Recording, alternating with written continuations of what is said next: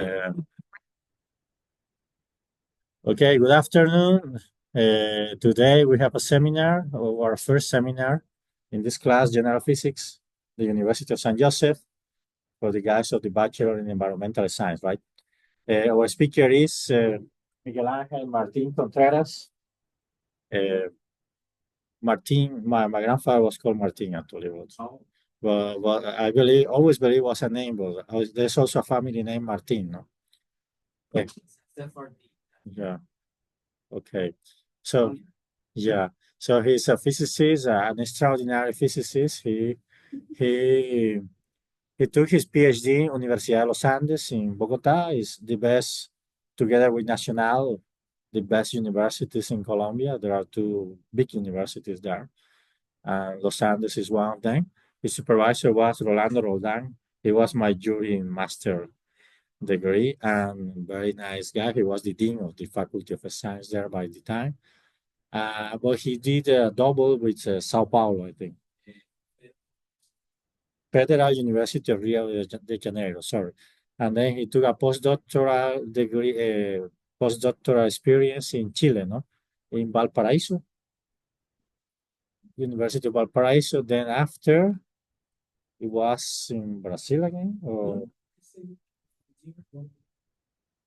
and then China. Now he's a professor in University of South China. He's in Hengjiang. I visited there. It's an amazing. The campus is huge compared to our campus. Compared to our many students, many. The science is quite popular there. Here we want in Macau, especially in USJ, science to become popular also. So we will be working for that. And let's welcome them, Miguel Angel. He will talk about an intro to hadronic physics. He will explain what is hadronic physics. Okay, welcome to. Okay, guys, thank you very much for having me here.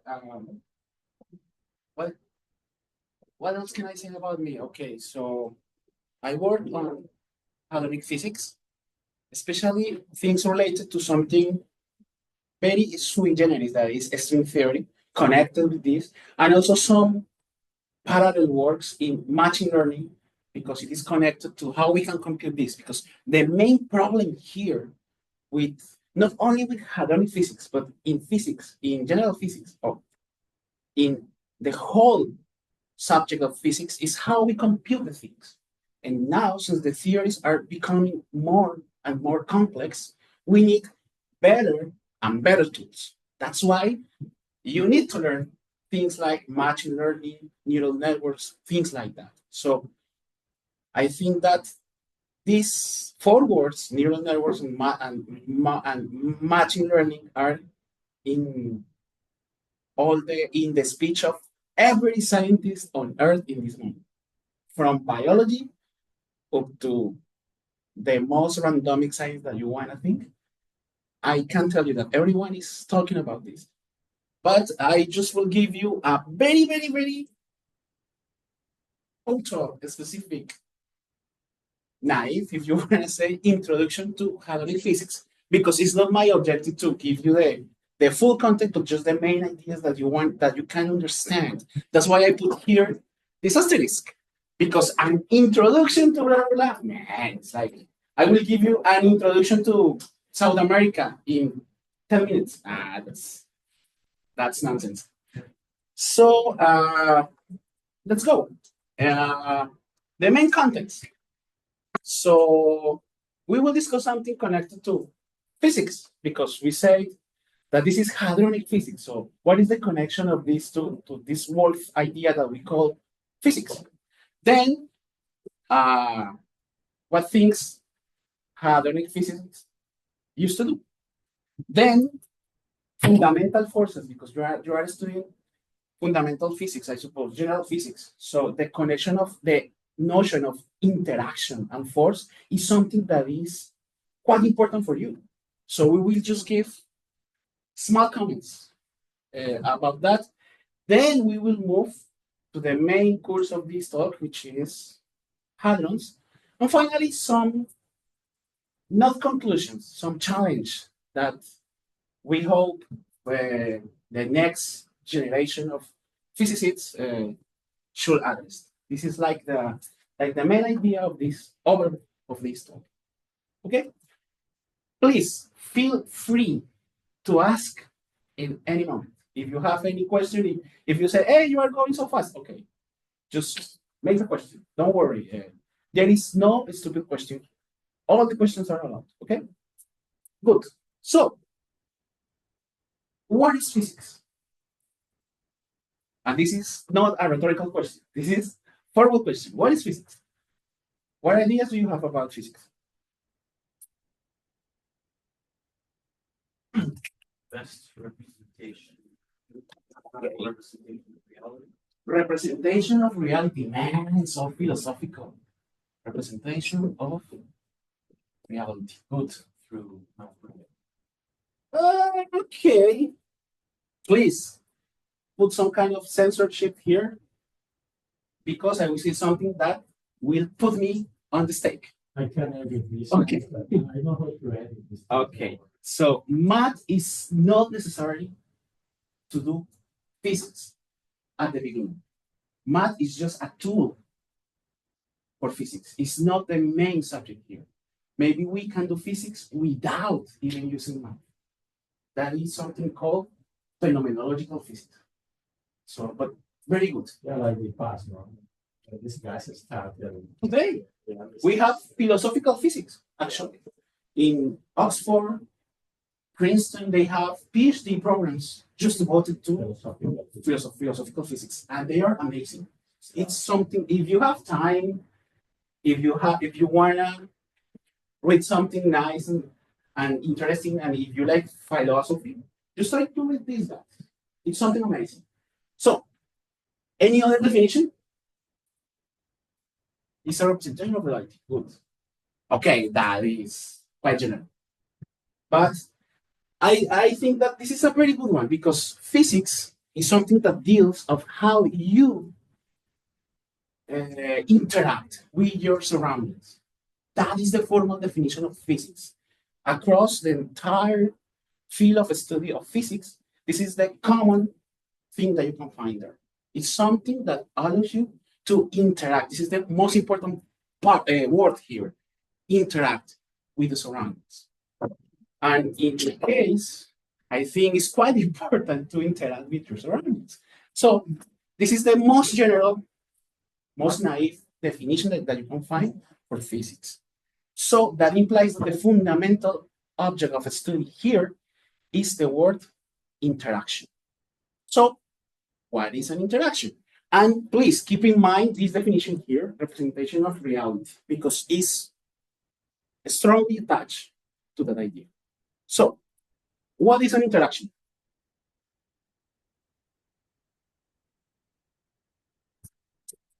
For example, I need a magician assistant.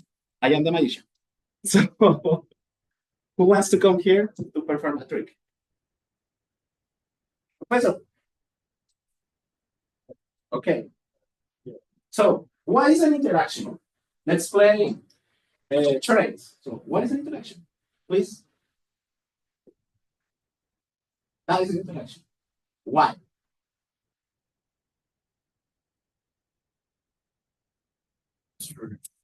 Transfer. Okay. One body. Okay. Transfer matter. What else? Also, life force. Professor, very good point. Information, matter. What else?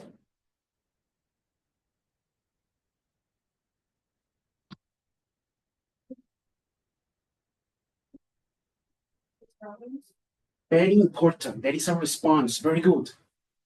Any other idea?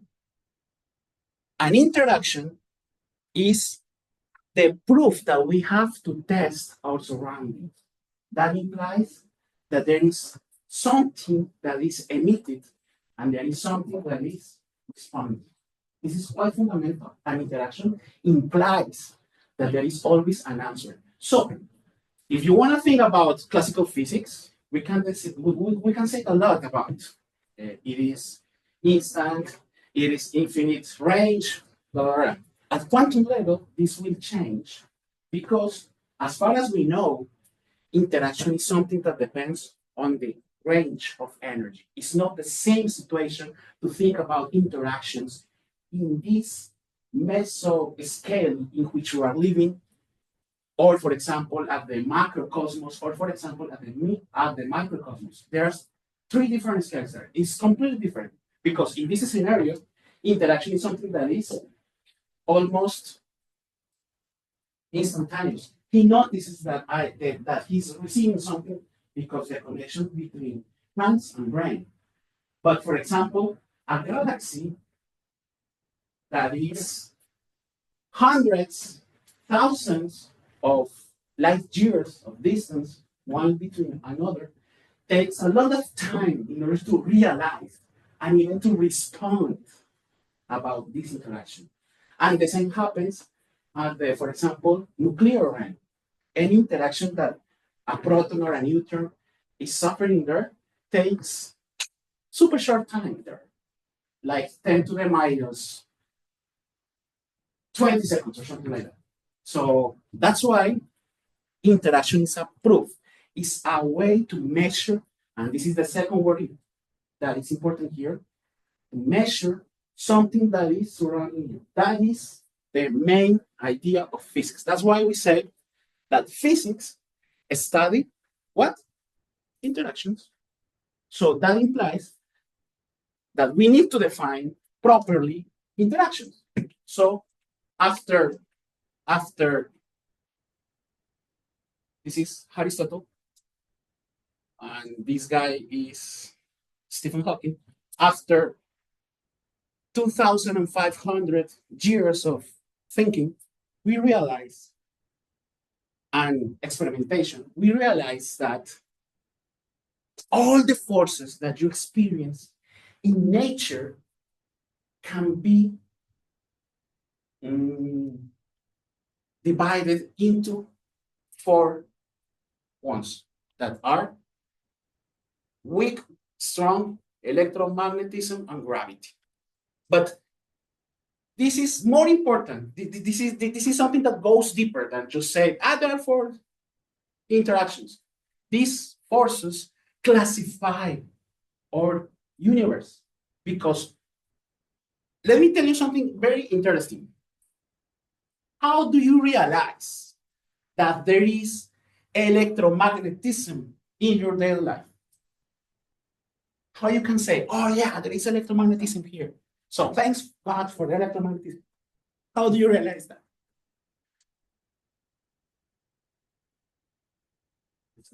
Lights, electromagnetic.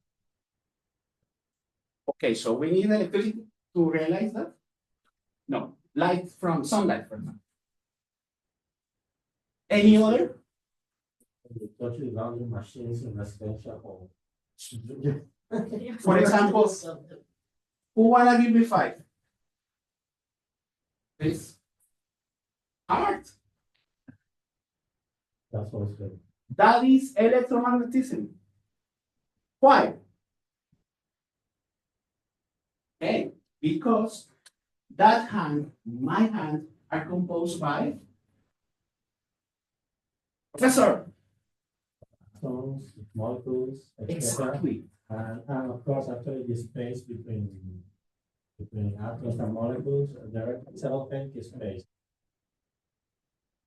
to avoid us to go through something yeah. to do something is precisely Yeah. electromagnetism. So notice that this interaction that keeps tied everything was the one that gives the possibility to give a cut. We working also. Yeah. Diffraction. Yeah, of course. So all of the forces that you have in this scale are electromagnetic. Friction, tension, all of the forces that you study in physics 1 are electromagnetic. But there is something important here. This force, when we say this, we are considering the effect of the force, not the origin of that force. The origin is what? is the electromagnetic interaction happening between atoms in those bodies. Gravity. How do you realize that there is gravity?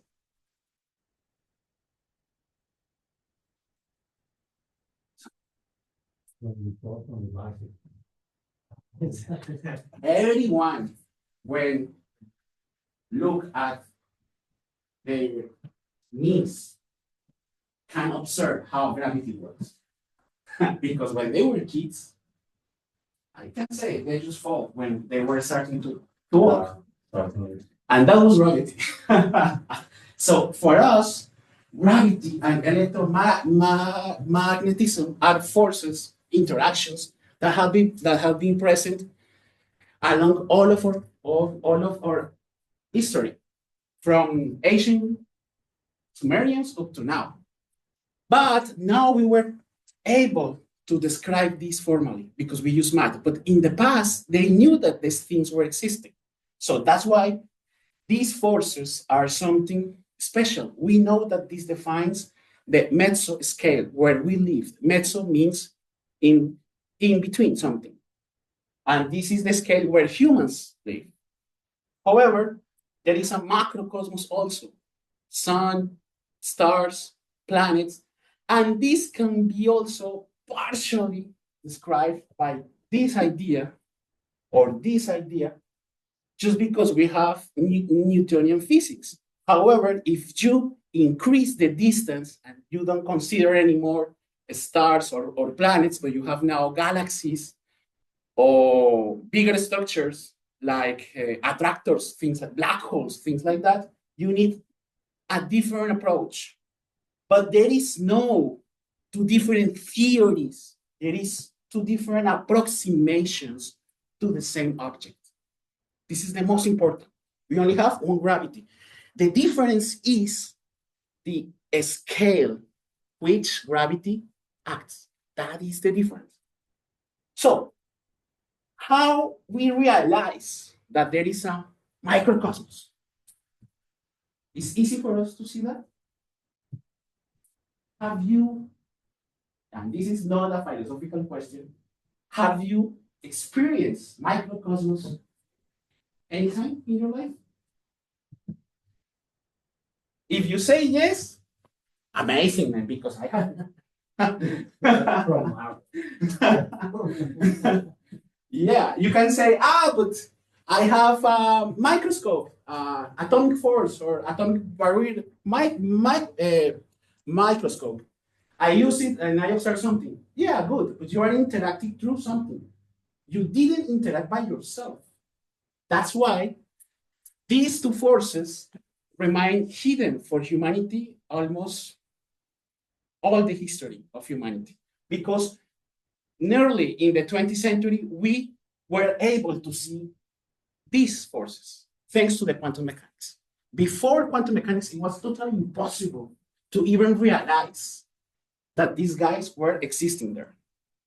And you can read about, if you check the history of the atomic model, if you see, the standard class in school, the Dalton's model, the Thomson's model, Rutherford model, all of these models try to similarly to copy these ideas of Newtonian physics.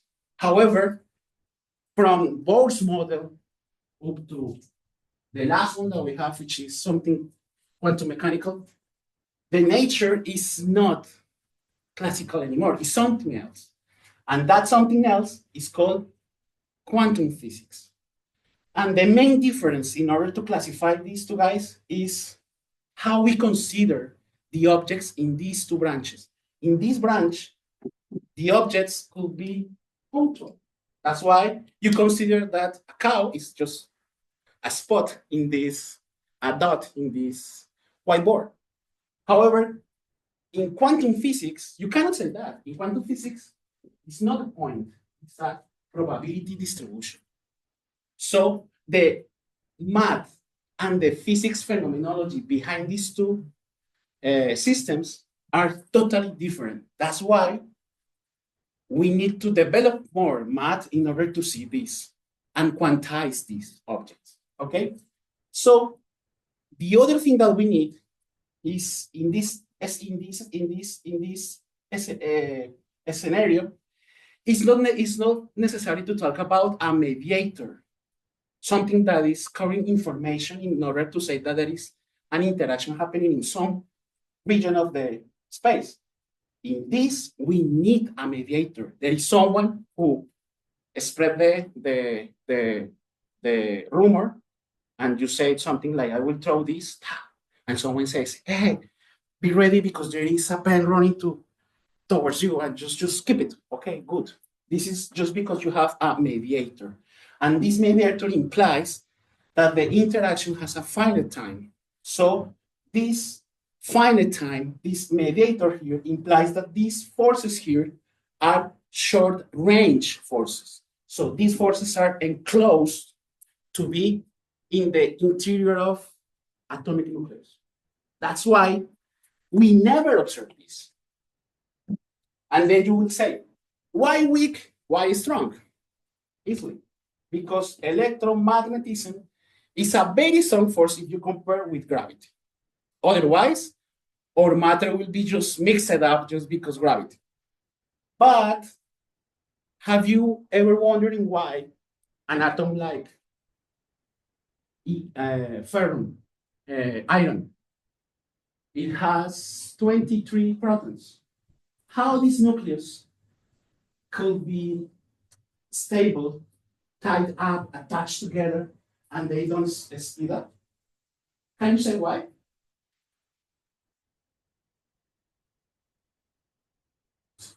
The balance between the charges of the protons and the electrons. That is a very good supposition, but just if you perform a experiment like Positive equal charges spell each other, no? So they actually can be together in a liquid. So why they don't split up. spread that way? So if you do, for example, an experiment like a force table, in order to have a static system, because static means that it is stable. If the system is not static, it will not remain the same for a long period of time. So that will require that in some way, if you have some electrical force, you need something doing the opposite in order to have equilibrium. If you only have positive charges, is there any possible configuration that will give you something like this? And you can think, okay, I will use a ring, I will put some there, some here. You can try anything that you want to find. You will find that maybe there is a single point where this configuration is stable, but the problem is that this configuration is in an unstable equilibrium, implying that with the smallest perturbation. So what was the big conclusion that physicists at that time realized? They said, man, it's not possible. We need to balance with something, but it's not electric. And it should be stronger than electromagnetic force because keeps the nucleus tight. So what then can we use? Strong force. That's it. And that's why we have a strong force. Because physicists say, okay, this is stronger than electromagnetism and keeps balance the electromagnetic system inside the nucleus. But suddenly, they observe something, the beta decay. The beta decay is a process in which a neutron decays into a proton, an electron, and an antineutrino. But they say, this is strange, because why a neutron can decay into something that is positive? There is some charge inside. So then they suppose that there should be some weak force, weaker than the strong force, that allows the neutron to decay. And they observe that this force also works when you have radioactive elements. You know Marie Curie? So she worked with that kind of materials, but the physicists took like 20 years after in order to reach an explanation why there is some matter that radiates something. Not only alpha gamma rays that are electromagnetic, but also alpha and beta that are matter. So there are some particles that you have flowing outside the nucleus. So that implies that you have these two kind of forces. So the big conclusion here is these two guys live inside nucleus. And this keeps the nucleus tight and the other splits. But depending on the balance of particles inside, one can overcome the other. And if you have a big mass in the nucleus, the weak can overcome the strong until it reaches a stable point. This is the radioactivity that you observe in uranium, thorium, polonium, and so on. Any question? You remember that? Yes. People believe it was a violation of the patent. And that's why the hypothesis of Yes. neutrino came. Yes, exactly. It was born, you want to suggest, or it was, I think one of those famous guys who assumed that there was violation. But Yes. luckily, somebody said no. It was I think, yes. I don't remember who was it was Dirac or some guy like that says there is some violation. But no, we keep physics laws to the end. And the other problem Yeah. is gravity is the weakest force. I Yes. think we have to say that before. It's the Yes. weakest, but it's not in a large scale because, as Miguel Angel has explained very well, the weak and strong forces they live. And of course, the bodies macroscopically are neutral, they have the tendency to be neutral. That's why Yes. That is all there's a long range interactions. exactly. Electromagnetism and gravity. Exactly. So the big conclusion is that everything that we know about our universe can be described using these four forces or interactions. Everything. The most craziest thing that you can imagine can be described using these four forces. We hope. We hope. Up to now. Still, people try to say there is a free interaction, but there is no. I think the chances for that to be true are zero. But still, there are some papers suggesting how. That depends on the theoretical frame. Yeah, exactly. Yeah, some guys are convinced that it's like that, so they don't.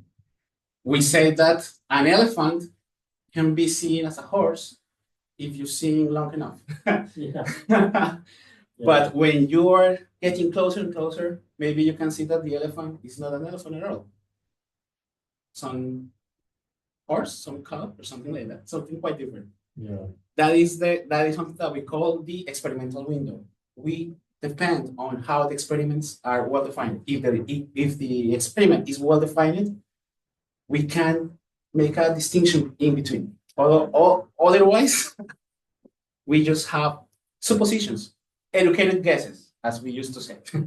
Okay, so let's focus on the quantum nature, the quantum realm.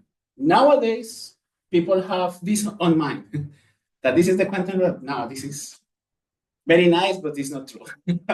Yeah, quantum realm is something like this. The only thing that we have to access this kind of quantum properties is just by indirect measures, collisions, just collisions with other particles, with photons, with nothing else. This is nice, but it is not true. So, what is the weak force? As I told you, is a force that has a limited range. It is focused on the nucleus. It's an interaction at microscopic level, and I think it's one of the most important for the next years because a lot of technology will be powered using this force. As you can see, you know what is this? Yeah, so it's a nuclear plant, and actually, there are some claims that says that in some places they have already a battery that works on nuclear fission. So it's something like this size, and it can power your laptop for 1,000 years. So Can you imagine the implications of if this kind of technology goes massive? It is for the capitalism is something that they need to reconstruct the whole idea. So that's why it's quite important to see the implications of this. So this force also defines the nuclear stability because this force controls how a heavy nuclei decays into light ones. Okay, the standard process of uranium going into la la la la la. That was very famous. I don't know if you attend this movie, Oppenheimer. Yeah. Thanks to the understanding of this idea, they were able to build a bomb. It's a terrible application, if I am honest, but the main idea was that. But there are better applications to that, as usual. Energy. There is still a discussion about the cleanness of this kind of energy because there is a contamination that people doesn't have in mind, which is the thermal contamination, the thermal pollution. Because the water that you use here is taken from a close by river and they decrease the temperature in the inner core of the reactor. They freeze the water, but they return the water back to the river with 2 or 3 degrees above the average temperature when they take the water. And maybe you know that for a small environment ecosystem, a slight change of 2 or 3 degrees change completely the biology. And you can read about some experiments done in the Florida's Everglades with frogs and alligators, I think, I don't remember. Some crocodile that they have in Florida, they develop some mutations because 2 degrees of increasing, but not due to climate change, but due to some plant that they use water to freeze some, I don't remember the process. It was not nuclear, it was something different, but they return the water a little bit warm, and these affect a lot the animals. So this is something that people is still working. But please keep in mind that in between weak force and strong force, this is the one that has the biggest chances to be applied closely in the time soon in some technological devices or applications. So it's difficult to store the what you say that the waste, no? The products at the end because they yeah, but that's why the most efficient nuclear decay that you can use is the one that uses the waste, the residuum, to other processes, to other, they call it the main course, and there is the secondary course, and I don't remember the last one. So the last one that we use for activation can be done using this nuclear waste. That is why, with the last advances that we have, it is possible that for example, 1 kilogram of nuclear matter, the waste would be something smaller than 10 grams of that. So these people is very smart. Yeah, it's fantastic. And also, of course, this is a control chain reaction. Well, if you overpass some critical mass, remember? Yeah. Hiroshima and Nagasaki, for example. Chernobyl.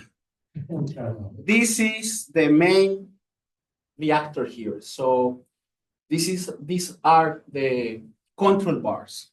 These bars absorb neutrons coming from the nuclear matter. You can see here this blue light is called the Cherenkov effect, in which the electrons travel faster than the light because there is a medium there. You can say to me, hey, nothing goes faster than light. Yeah, in vacuum. But if you have a medium, like water, water can be absorbed. So this slows the speed of the light there in the medium, and the electrons can go faster. That's why you see this radiation, this blue light here.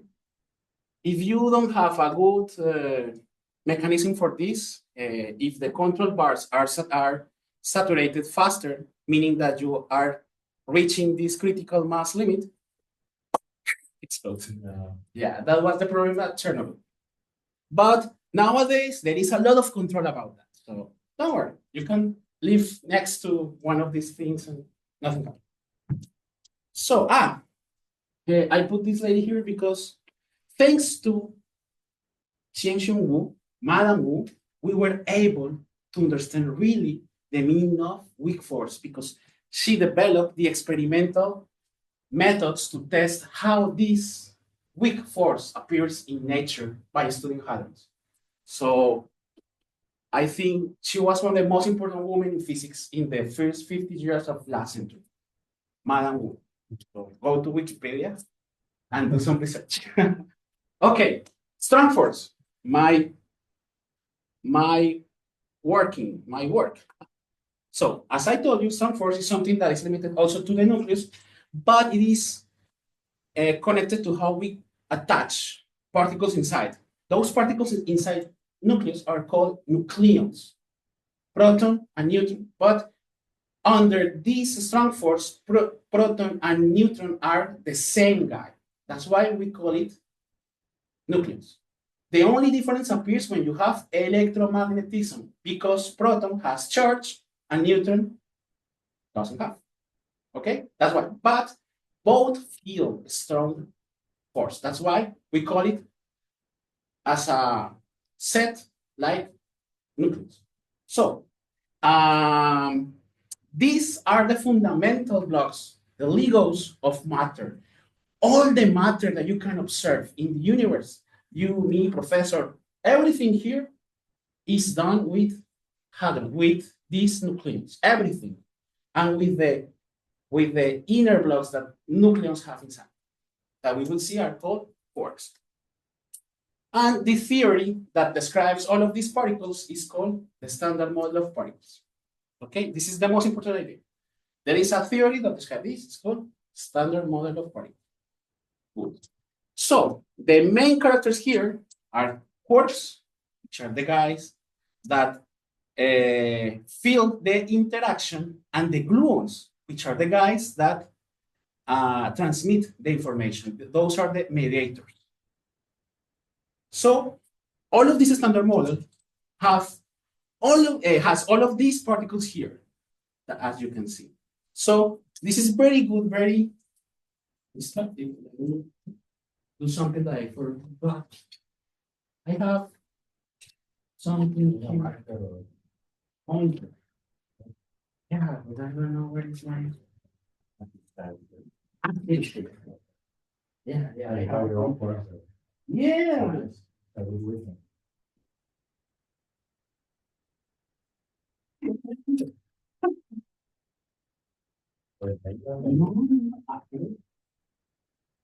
Even I have the batteries here.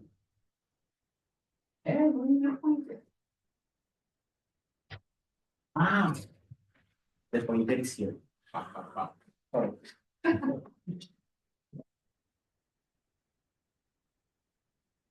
Good. So we have here, in this first part, we have here the matter constituents here. These guys are called quarks, and they are labeled into families. So we have the first family, first generation, U and D quarks. These are, I think, the 90%, 99% of matter in the universe is done with these two guys. Protons and neutrons are a combination of these two guys. Okay? Then we have charm, strange, which are a lot heavier than these guys. These guys are something like 4 mega electron volts, which is a very, very small mass. And these guys are at least 2,000 times heavier. So there is a lot of difference in between these guys. The S is like 100 times, not so much. But this guy is B also is way heavier, and T top is out the scale. This guy is so heavy that it doesn't make any bound state, meaning that it doesn't interact with other quarks because the systems that these quarks create, they doesn't live long enough to be measured. That's why we don't have any evidence of particles that have a top quark as main constituents. Yeah. So you can say, how do you measure these guys? I will explain in a moment. But we can say that if you hit with a no force something, you can create anything. That's why physicists used to play billiards with protons and neutrons in order to see these particles. This is the motivation to have accelerators, as you can see in Geneva, in Switzerland, or in China, or in US, in Japan also. This top quark was in CERN. Okay? Yes, in CERN. It was confirmed. Actually, no. It was at Fermi, D0, but it was confirmed In CERN. in CERN. Yes. Yeah, this I think Leanders was Bernardo, this guy where this Yeah. so there is I will edit that part of Yeah. But well it's like 1,000 autos, no? Like 2,000. the funny thing with that, I will say this, but again, please put No, some I censorship. Please ask me that again in the next slide, Okay. because I have some slide to show how we measured particles. Well, I know their contribution was not so. Yeah, I mean, it was. They're just part of the collaboration. Yeah. But they don't contribute that much. Yeah. But they cannot know, so I will. Yeah. I don't have any ties to that, to my PhD Yeah. university, but you cannot deny the thing. Yeah. Sorry. Yeah. However, since this is matter and it is electrically charged, you have matter and antimatter here. You have both kinds of matter here. With these guys, you also have the so-called secondary leptons, which are the most famous one, electron. You know the meaning of electron? What is? The meaning of electron? The word electron. I don't remember in Greek how it's written. Electron. It means the name of amber. You know, the ancient Greeks, they realized that if you have some amber and some fur, you know, some gold skin, if you rub them, you will create some sparkles and we also attract some small papyrus. So they call this phenomena electron, thinking on the amber stone that they use. So this is an amber. So you have geography here. Okay, so electron, muon, tau, and also the antiparticles. As Professor Ivan pointed out, in weak force, when a neutron decays or something that interacts under weak force, these leptons appears always with a neutrino. So you have here electron, muon, and tau neutrino, and their antiparticles. And you will say, but they doesn't have any charge. Yeah, that's right. But these guys, since they are weak particles in the meaning of interacting under weak interactions, they are sensitive to something called parity. You know the meaning of parity? Parity is a symmetry of nature in which when you are looking at a mirror, left and right are the same thing. But these guys, they cannot do that. If a neutrino goes to a mirror, they only will see a left or the right part, depending on if it is neutrino or anti-neutrino. So you can distinguish them because one has left and the other has right. So these guys are left, these guys are right. Okay? And finally, we have here the interactions, the mediators. We have the gluons for strong force, the photon for electromagnetic, and also for weak force, boson, C boson, and W boson sorry, this is only for electromagnetic. The C and W are for weak force, because these guys connect the quarks with leptons. Yeah, you were thinking. Yes. I was thinking of an electroweak. I was saying, no. That's bipersonal model. Yeah. So please delete that. Thank you. No, it's okay. It's part of the discussion. And there is one here that it doesn't appear because it is pure theoretical, which is called the graviton. But we have not measured that particle yet. That's why it doesn't appear here, because it's pure theoretical. And it should be the particle for gravity. But up to now, we don't have any clear evidence. Difficult to measure gravity. Yes. But still, the fact that the gravitational waves appear and the Fell equations of gravitational waves is being true. Yeah. So it should be Yeah. right. Well, you never know. We measure these guys. I will go to this, and I will go faster to this. We measure these guys using this kind of accelerators. This is the CMS experiment in Geneva. The idea is to have collisions. I will explain it a little bit in detail later, but going back here, the idea is that you have events, collisions.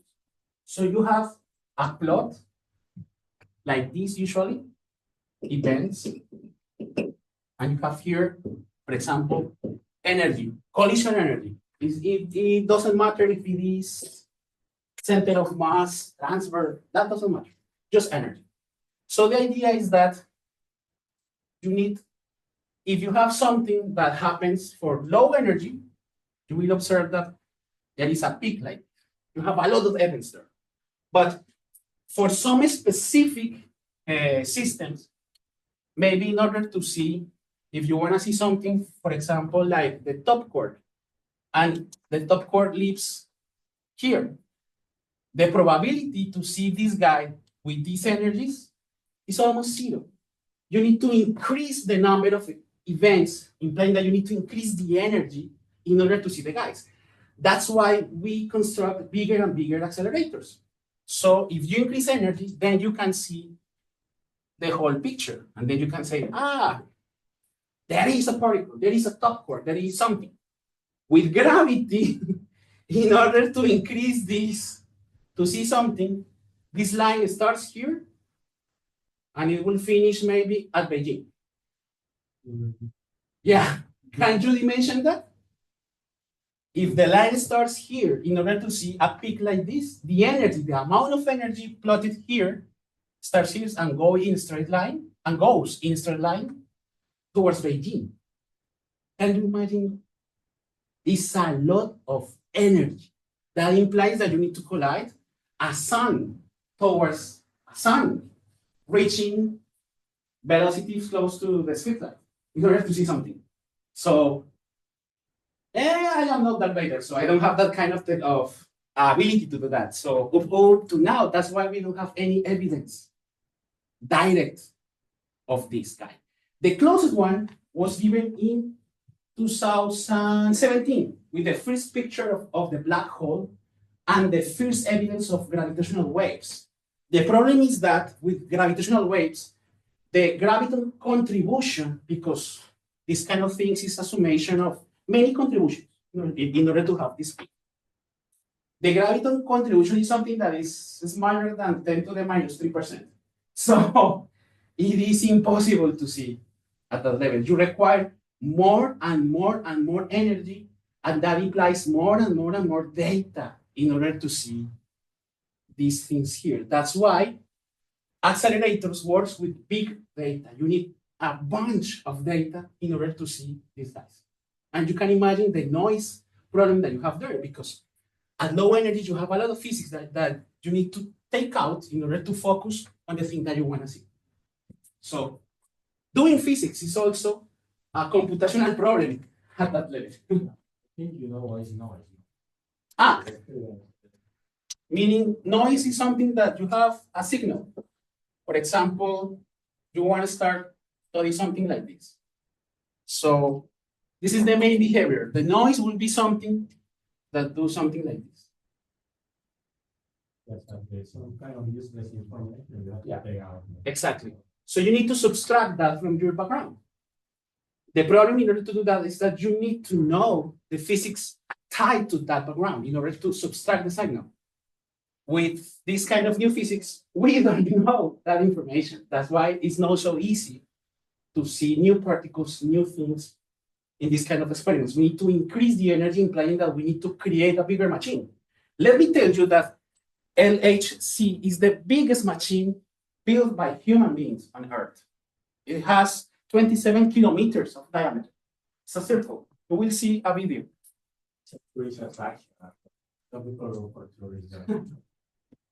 I was there in a summer working on theoretical physics. It's amazing. Actually, also for atomic here, the heavier the particle is, the less it will. You will see that when we touch quantum mechanics was the reason for that. They don't know anything about QM yet. Oh. So, but No, it's that's why they are getting the picture. That's why I avoid to use those technical terms, just the main phenomenology, the bigger plot. So these strong interactions, the main particles here are called hadrons. Hadrons are the structures of quarks and gluons.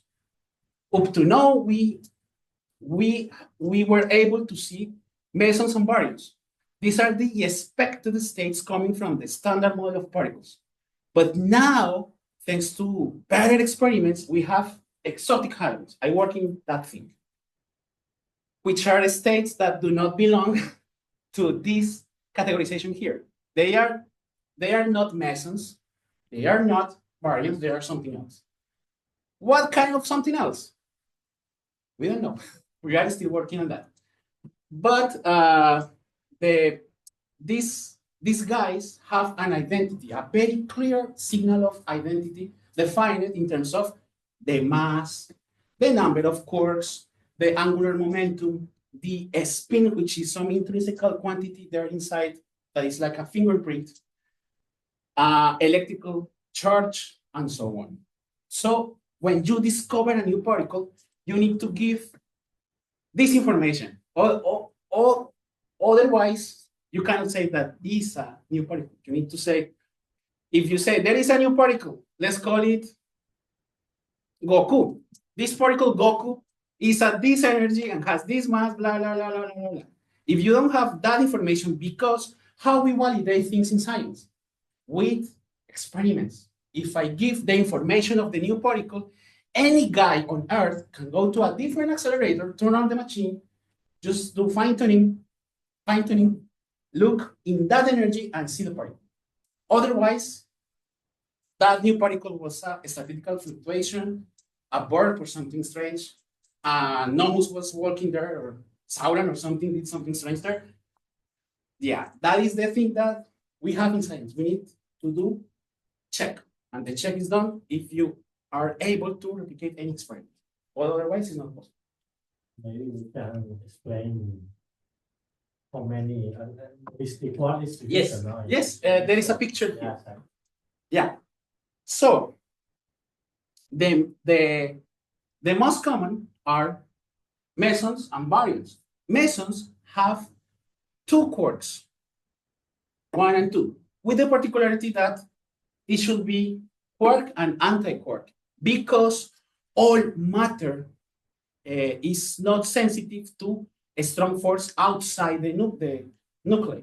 We will say that the strong force charge, call it color charge, is something that lives inside the hadron, because there is no information about that. Remember that only when we have experiments we were able to reach that region, because we break apart hadrons. So in general, you have quark and anti-quark for meson.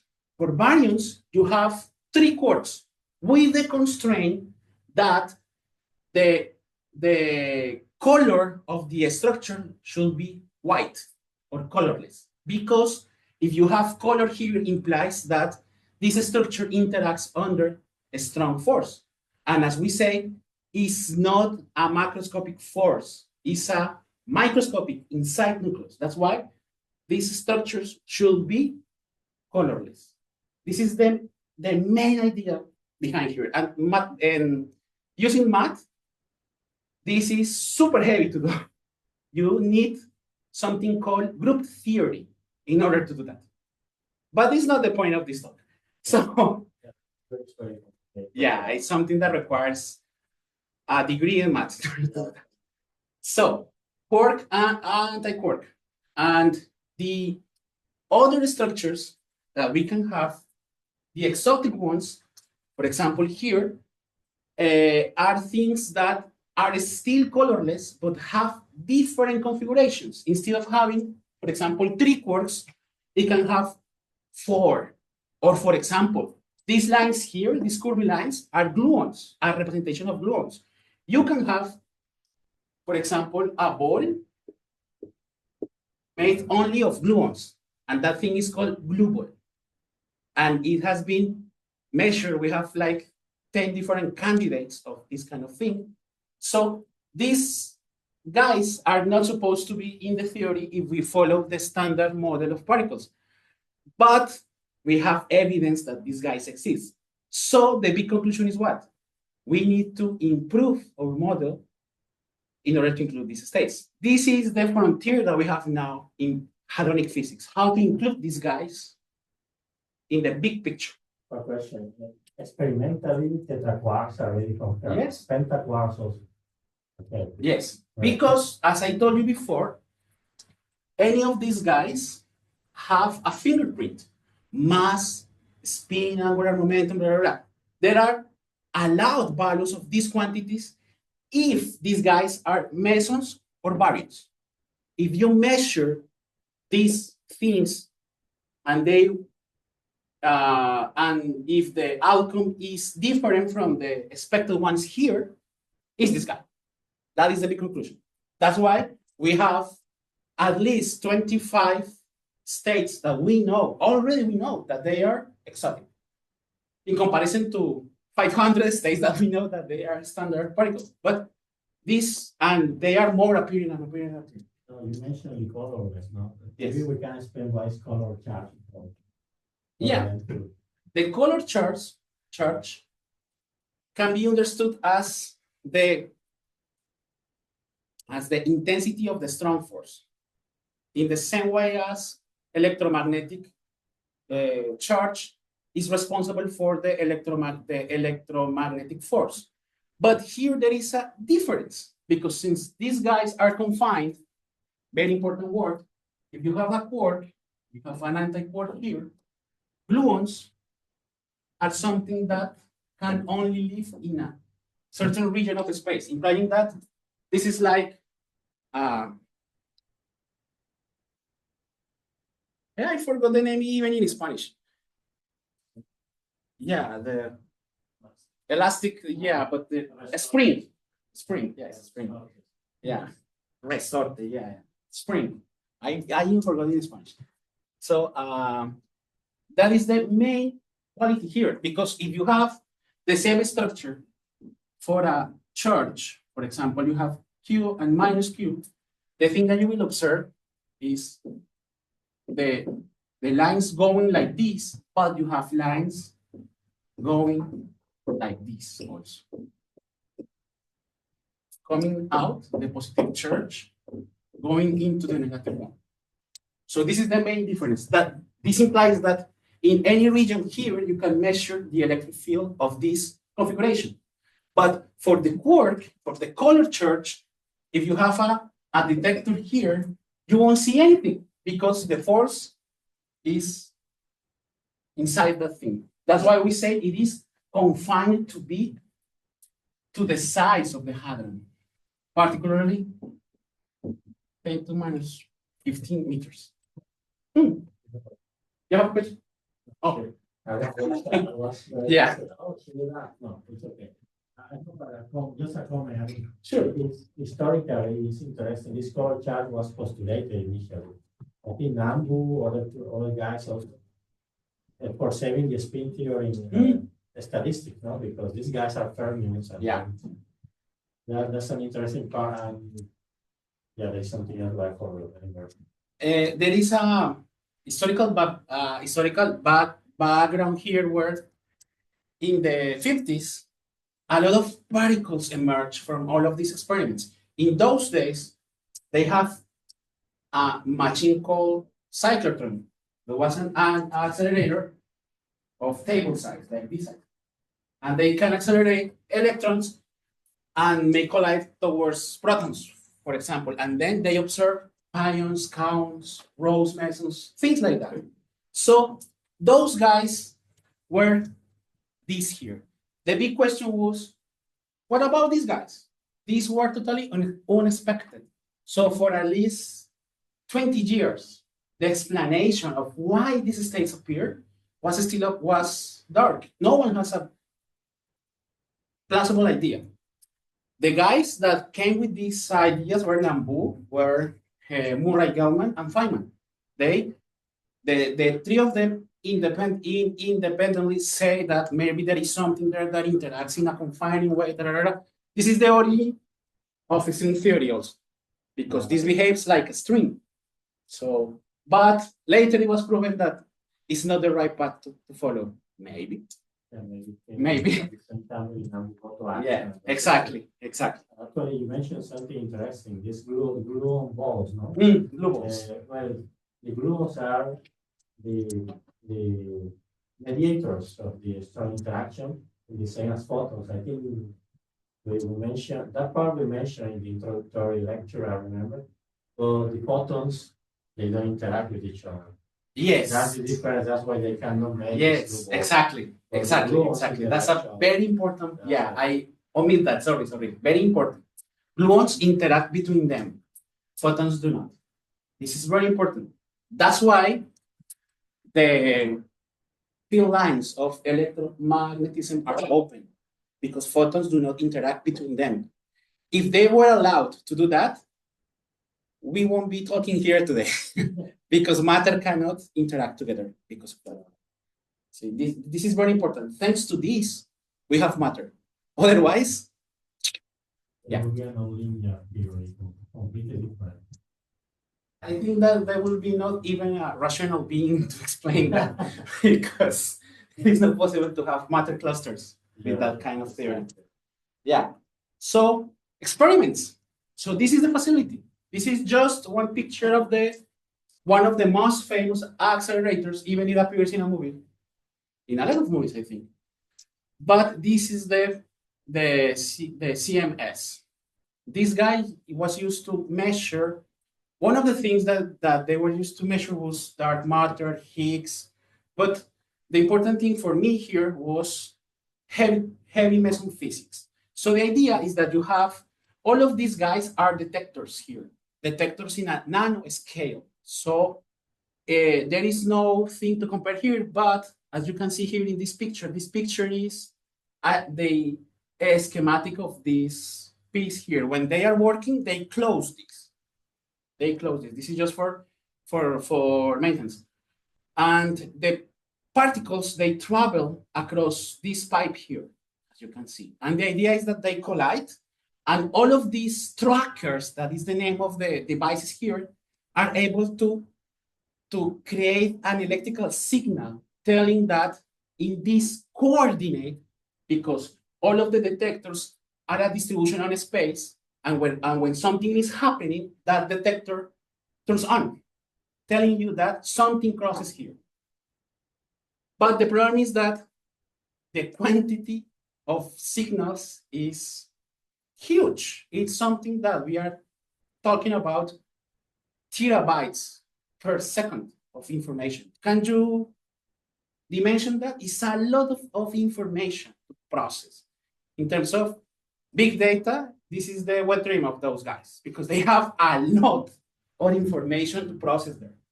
And they need to do some sort of simplifications and optimization in order to split the good information, the blue curve, from the red one, the noise. The noise is coming from the light mesons, and the blue one is the new physics that we want to see. And this information here, which is given by tracking back this ladder here is called calorimeters, because they feel the particle crossing and they generate a signal in a silica gel that they have there. They just catch the electrical signal, process it, and send that signal to some supercomputer, and the supercomputer traces all of the possible particles here. This is just a schematic, because this process is done in seconds, because this thing happens in 10 to the minus 10 seconds. It's super fast. And when they do that, they generate this plot here.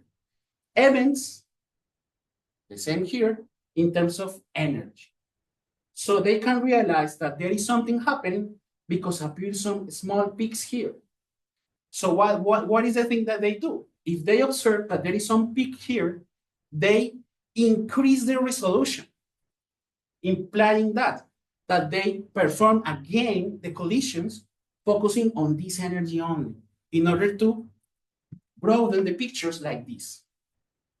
So this is how we observe particles. That's why I told you, no one has ever even interact with quantum realm, because we have only indirect evidence coming from this kind of collision. Got it? So these things are the ones that will give you the Nobel Prize. If you are able to compute, to obtain this for a new particle that will change the conception of physics, you will win a Nobel Prize. Yeah, just the last Nobel Prize in particle physics was in 2008. No, 2014. Higgs, yeah, 17. I don't remember. Well, they gave. Yes. There is another for the experimental. No. There wasn't, because it was a team. Yeah, it was a team.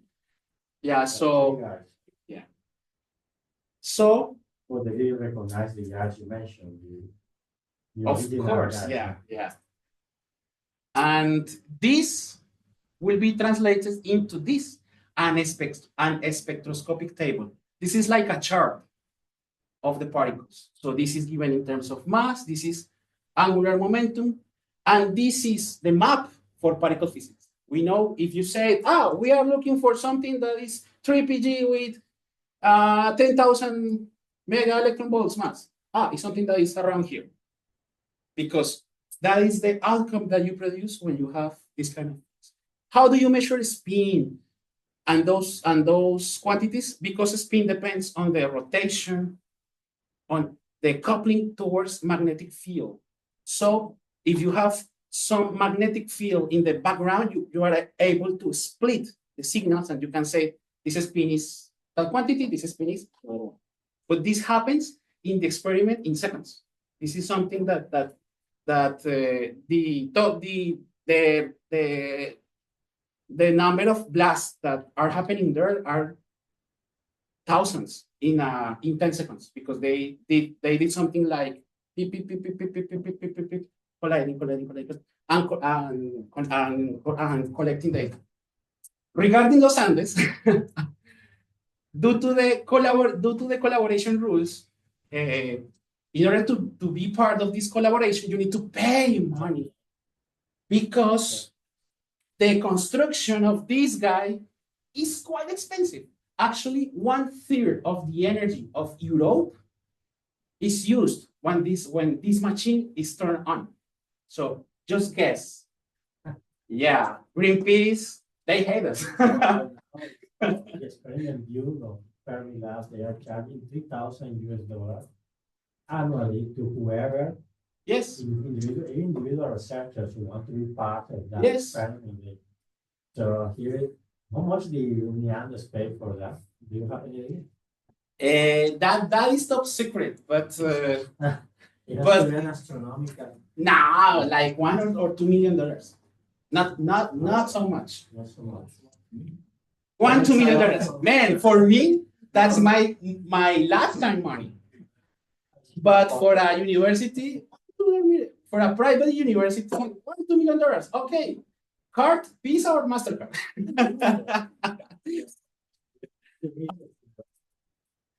Yeah, that is the elite university. So they have access to this kind of data because they didn't pay enough money.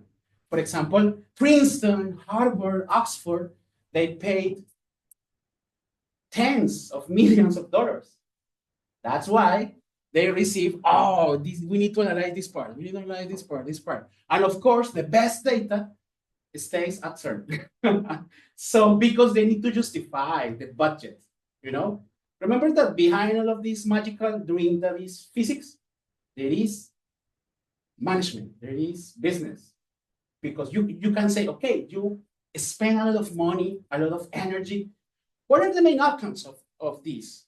Let me tell you that the internet, how we process signals, how we are able to encrypt data in banking transfers is thanks to the technology developed to trace back, to split, and also to process all of this data. Remember, terabits per second is a huge amount of data.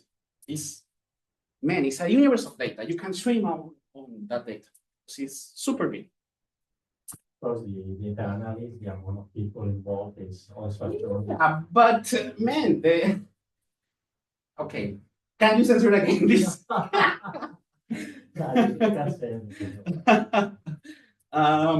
Let me tell you this.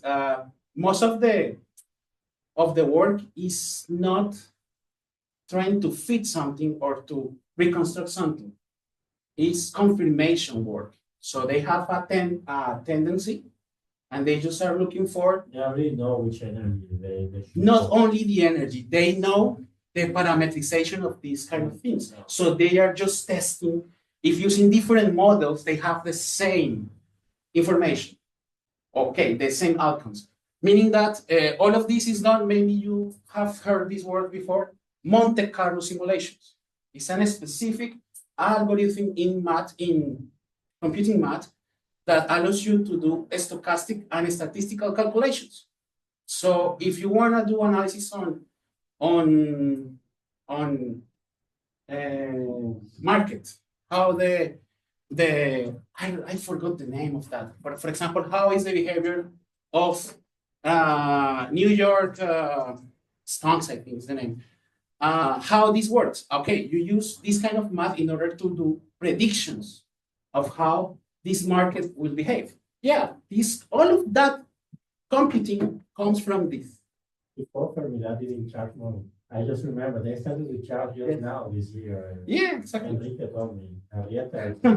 Yeah, so that's why this is so important. Okay, those patents, those application of these ideas pay the bill. That's why we are able to do this. Well, and another thing is that this seems to be non-practical, as many people would claim, but the techniques and the technology developed here for frequently and developed it.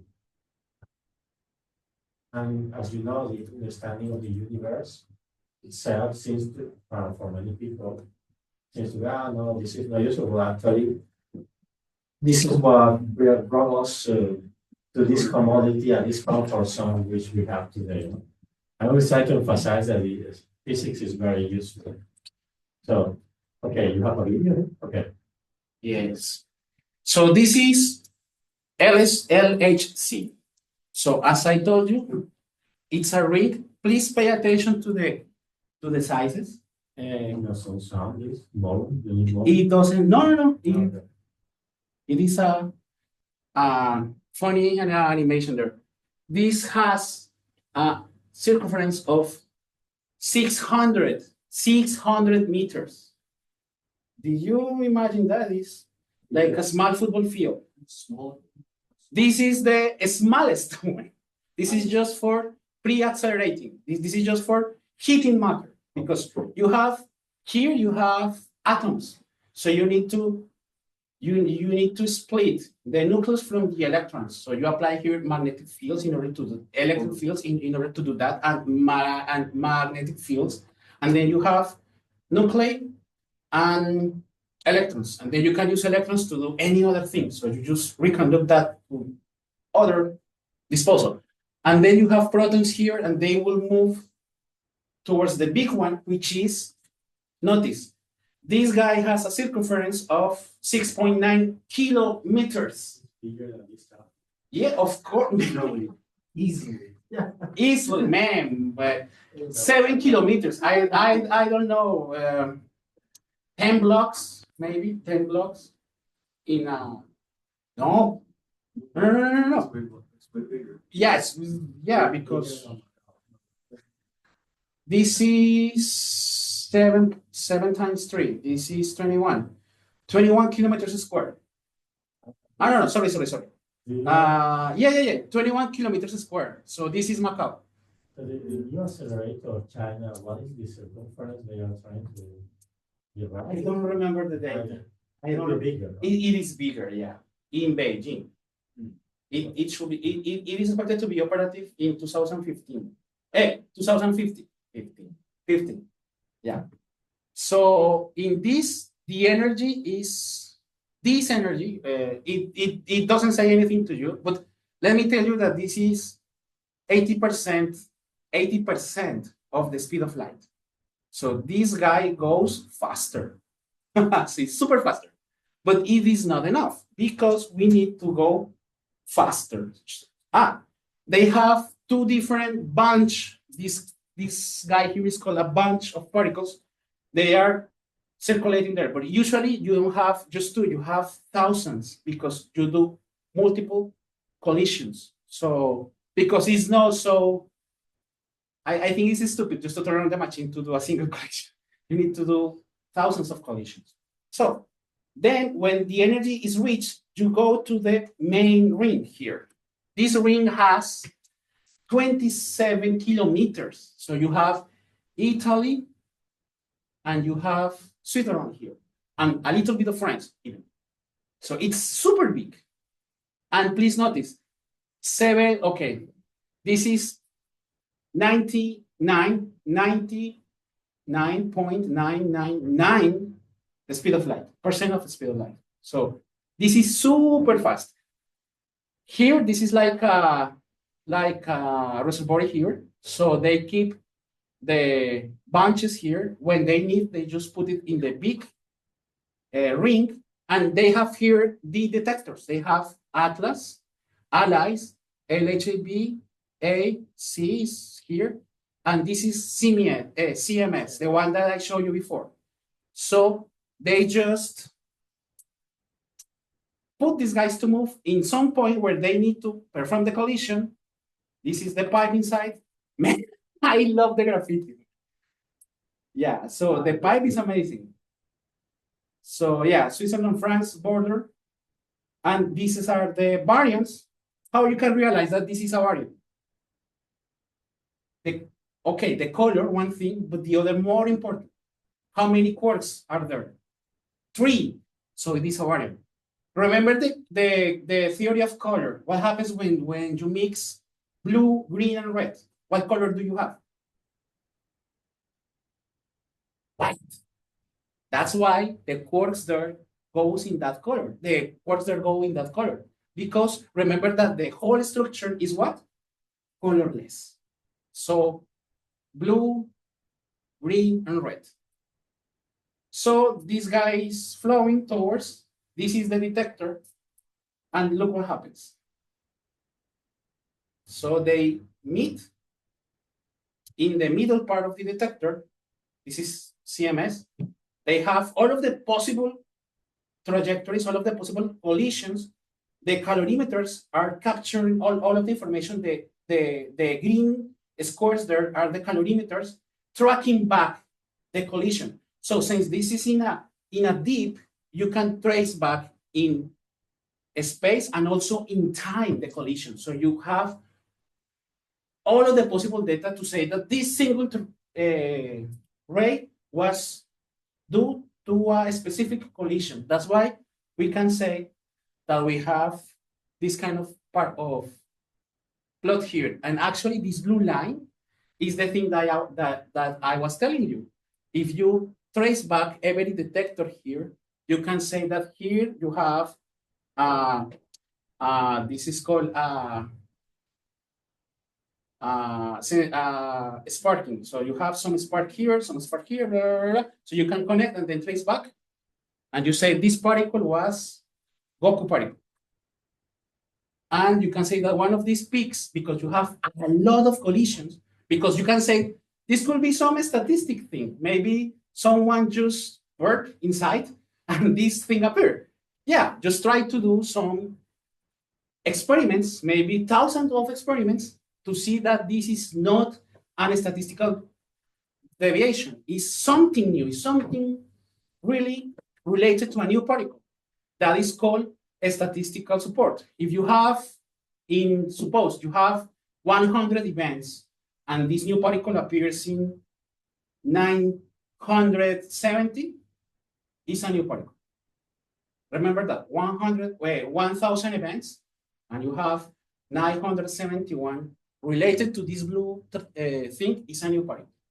It's like the way of thinking about this. Otherwise, it's just someone just birthed there inside, or there's something strange. The bus was coming, so no, that cannot happen there. So yeah. So, and finally, the most important and faster part. That's why there are many false alarms. Yeah, They say, oh, there might be a particle here. there is a lot of funny stories There's about that. no- There is one particle called Dirac monopole. This particle implies that if we measure that guy, there should be magnetic charge, implying that if you have a magnet, you can cut it, and in some point you will have the north part and the south part.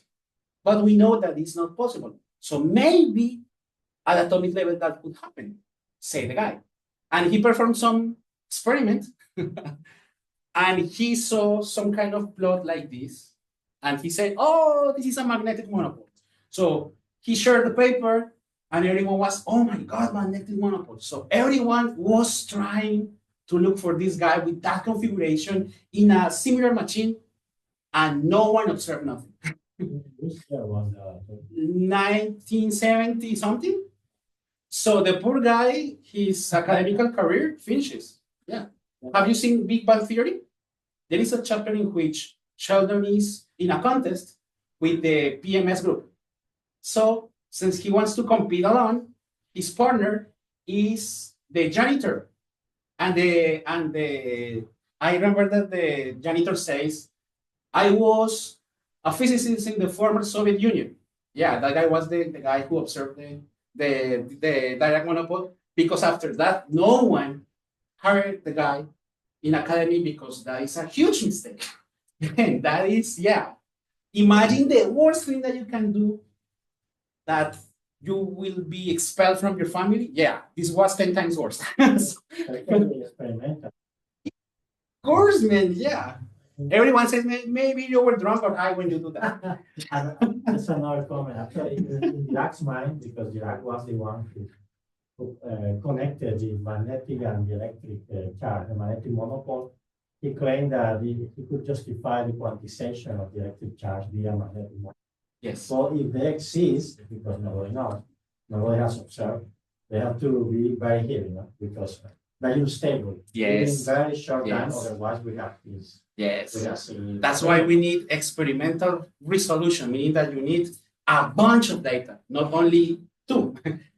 Sometimes when I was a student, I remember my partners, they they perform an experiment. We need to measure gravity. 9.8 meters per second squared. Awesome. Say, man, you have a single point. That is randomic, man. That could be, I don't know, a Smurf walking outside or something like that. You need at least 10 points of data in order to see something. That's why in experiments, we need to have a lot of data in order to be sure that there is a tendency there. Otherwise, it's something randomic, and that was the case with the monopole guy, the magnetic monopole guy. He thought that, hey, I have something new, Nobel Prize, blah, blah, blah. Oh, janitor, United States. Yeah. So, oh my God, that is a heavy claim. Okay, so how we describe these guys? We describe these guys using something called quantum chromodynamics. That is a terrible name, but it is, for friends, it is called like QCD. Whenever you see QCD, means that it's something related to strong interaction. So this QCD, the main objects here are quarks and gluons, and hadrons should be described by this theory. The problem is, and this is the good thing for me because thanks to this problem I have worked, is that QCD only works for the scales where you have experiments. In the low energy scales, where you have particles like mesons and baryons and exotics, QCD is not so good. We need to use something else because the mathematical language that we use there is not enough to describe the phenomenology that we have there.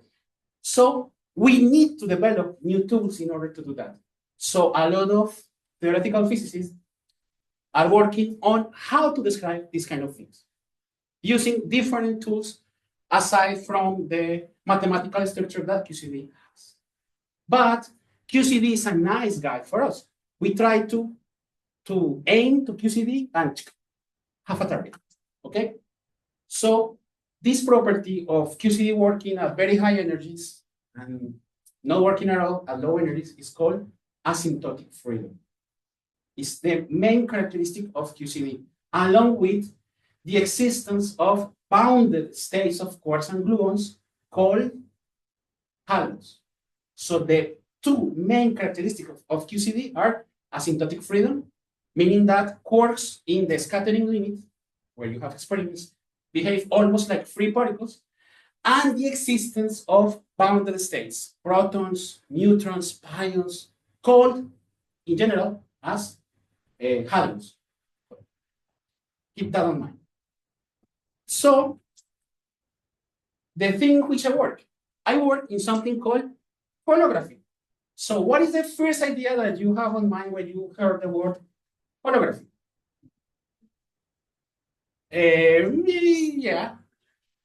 Projection, yeah. Any other idea? Reflection, projection, something related to light. What is a hologram?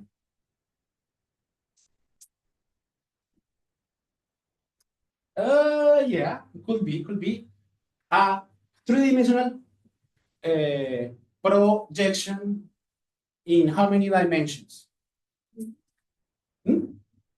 Really? 3? Or 20? No. 2 dimensions. When I was a kid, I have some kind of rulers that had some behavior that if you move it with the light, something was moving. Or for example, if you move it, you see that there is a bottom space there that you can see it. It's like there is something that is behind the ruler, but that was an optical illusion. Because when you saw that, you thought that maybe there was some hidden space there. That is the projection that we're talking about. And as we say, that is a hologram. It's something that gives you the notion of a volume on a plane. A hologram is a volume on a plane. That is a hologram. That's why, for example, the new holographical devices that have a lot of bars putting on space and project light, the composition of all of the planes of light that you are having there give you a volume image there. So you can have the notion that there is something really standing there where it's only light scattered across the air. But here is the same idea.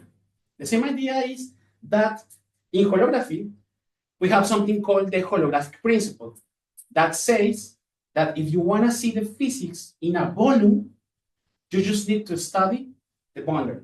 If you study the boundary, you can see perfectly the volume as the ruler that I mentioned to you. So the idea is that our universe is the thing that lives in the boundary here. This is the boundary. And this is 4-dimensional. How many dimensions we have in our universe?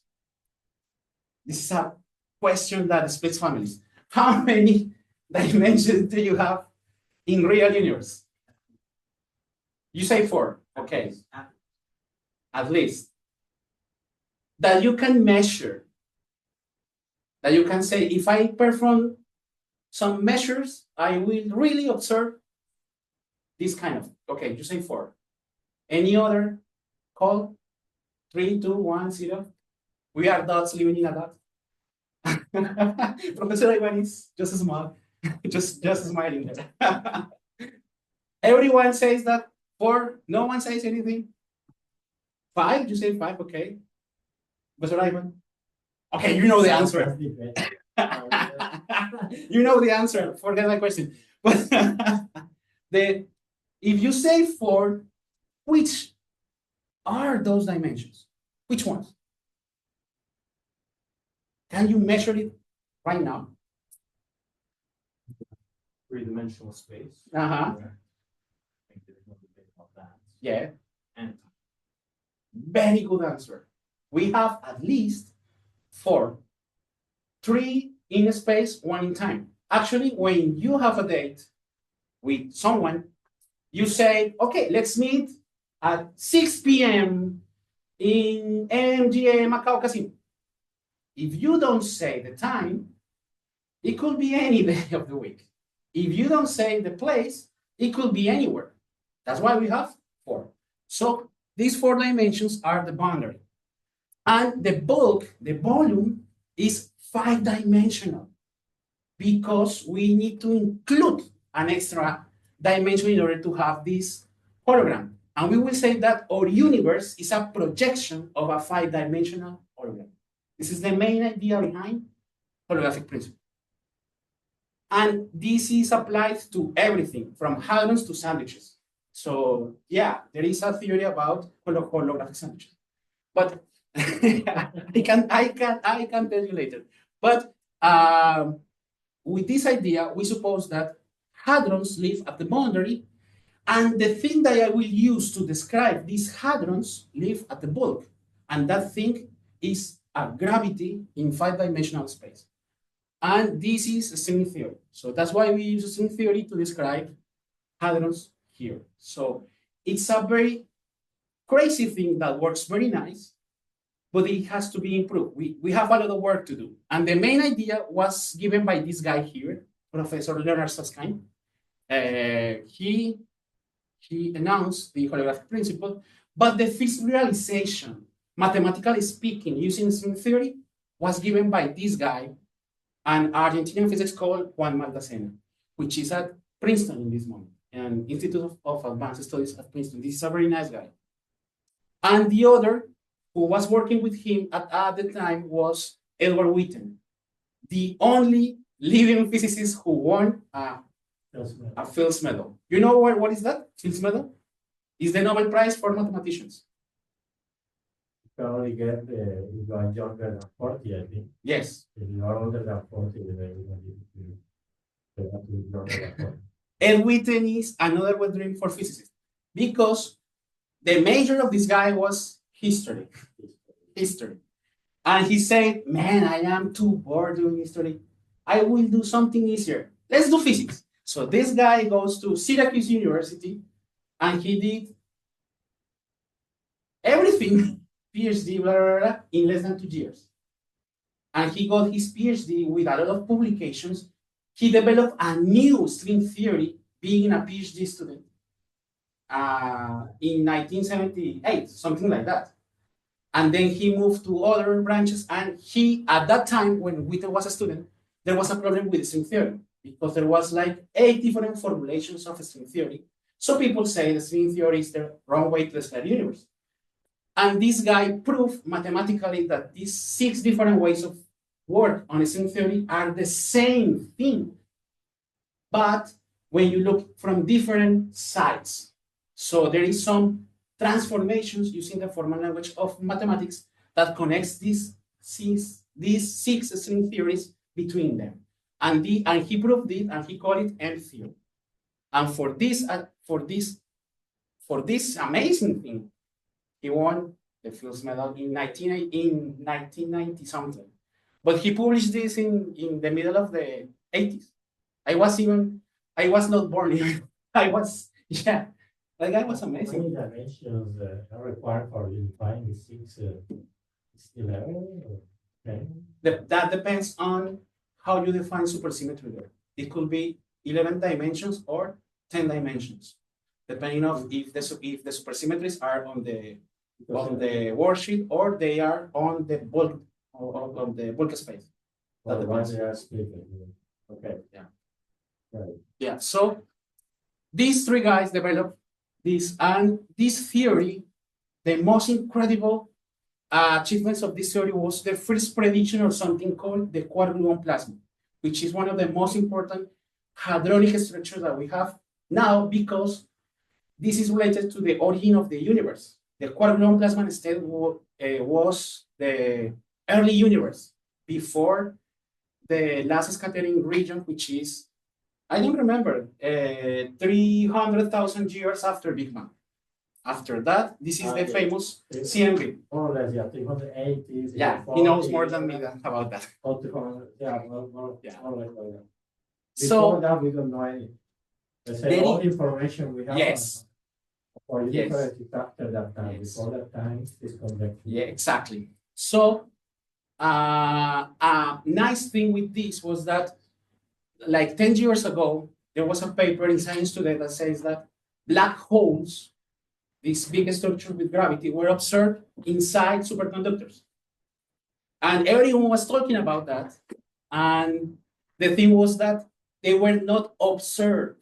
They used black holes in gravity in order to study superconductors. And the physics of these black holes in this bulk space was the same of the superconductors at the boundary. That's why this thing works very nice. There is also an approximation in which, if you have a black hole here that is very massive, it is spinning and has electrical charge and other extra charges here, this is equivalent to a brain, in the sense that this is a set of neurons working in between them. So this is a duality that connects gravity with deep learning and neural networks. So that's Yeah, why. That's very nice. Actually, there is an analogy, Yes. very nice analogy for the holographic principle. You can use neural networks, you can go to condensed matter, you can do many things. Yes. Actually, these guys. Yeah. So this is like a toy model to do a lot of things. And this is my work. So what are the challenges that we have? And this is the last slide. Since the experiments are growing a lot and very fast, the big data processing is a big challenge there, because we need to improve the techniques, the software, the hardware to do that. We need supercomputers now. So this is a very good thing there. We need to design new devices, because the calorimeters, in order to have a clear signal, we need to reduce the surface in which they are interacting. That will imply that maybe we don't need electronics, maybe spintronics or something like that. So that implies something even more efficient to do that. In order to analyze, process, and make models, we need better machine learning techniques and also better computers to do machine learning. We need a super good computers to do that, and also simulations. How to do simulations in a more efficient way, because sometimes in order to have simulations, you need, if you don't have a good computer, your simulation cannot have a longer, this is called evolving range, because if your computer is not so good, mine for example, if you want to study something that is too complicated, it will take weeks or even months to do that. And when I was in my PhD, I put a sign on my desk, please do not turn off this computer, because it's running a simulation. Yeah. Yes, And somebody turn it off. the cleaning lady. So because I don't know what happened, that thing just fell off. And the lady was cleaning. She was very nice. She went, Yeah, you know why she did that? It's quite noisy. I remember when that computer was working in Couple Physical. No, was my computer. Okay. Was my computer in my office. Sometimes they put to run Yeah, the experiment, the computer because they have a has to do cluster. like- Yeah, but man, to have a Yeah. cluster in a university is a small mafia. So in order to have access to that thing, man, you have to kiss a lot of rings. So So yeah, it's please please read take off that. Yeah, I will Good, read that good, one. good. So so she was cleaning, and I don't know what happened.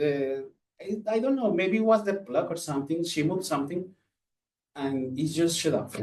And when I came back 3 days later, With the confidence I have finished already. Oh, man, I had high expectations on that. It was like, man, my system of hadrons will be running. What? Error. Oh my God, what happened here? Yeah. So I lost like 2 months of work just by that stupid. Yeah. So that's why we need better computers. So, and on the phenomenological side, regarding QCD itself, we have questions. Is this standard model good enough to describe these things? I mean, the extensions are not so far from the original model, or we need to rebuild a new model. Just think about gravity. 150 years ago, just with Newtonian gravity was enough to describe planets. Then Einstein came and it was party. So we have other theories. Are there more fundamental interactions there?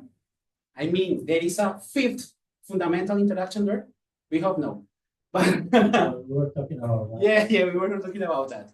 This is a very good question because some guys consider that the Higgs boson that was observed, which is a not expected Higgs boson, maybe could be a fifth force. Yes, some people say because in the Higgs physics there is a collection. It's like a library, you know. So you go, you pick a book, and you have a different model. So you have tens of thousands of models. And the expected Higgs, as I told you, has mass, charge, spin, and the properties that this boson was completely unexpected. No one in the universe was expecting a neutral Higgs with that mass. Actually, in Fermilab, I remember that in 2013, when this guy was observed, all of the most important physicists on Higgs physics, they reunite there in Fermilab, like a conclave, you know, like the Pope. They were getting together, discussing by 3 months. Okay, which model? This Higgs, which one is? So they have, maybe it's this one. No, that's stupid because blah, blah, blah, blah. So can you imagine a fight between cats at the midnight? Yeah, this was the same thing, but with thousands of cats. So I have a question. So the Higgs detected you're saying is not the standard Higgs, so has some anomalies, or it is neutral. That is the biggest anomaly. Yeah. It is neutral. It is expected to be a doublet or something like that. If it is a doublet, it implies that it has electrical charge. Yeah, no, my question is because how to explain then the mass got obtained by boson C and W. No? It was Goku. I can say that. It was Goku. Yeah, that's an interesting search to follow up with. And another big question here is there any other quark families there, maybe related to this exotic matter that we are observing here? And this is a huge question because there is a lot of people working on this. Because if this proves to be right, I mean by experiments, a standard model needs to be rebuilt again. This is very huge.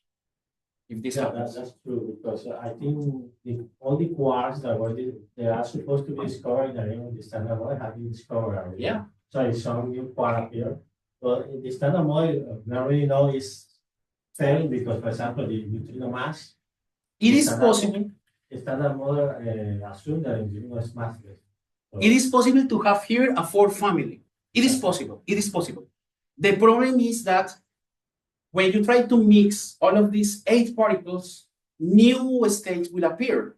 And the problem will be that in this region, for example, there should be states related to these new quarks. And surprise, we don't have anything here. This is totally flat. So there is no physics there. We are completely sure, 99% that there is no physics there. New physics there. So could be a four family in the standard model. Yeah, mathematically it is possible, but physically it's a different question. Maybe it's not possible. Yeah, that is related to something called the hierarchy mass problem. Any question? And this is all, guys. Thank you, folks. Sorry for all the time that I take.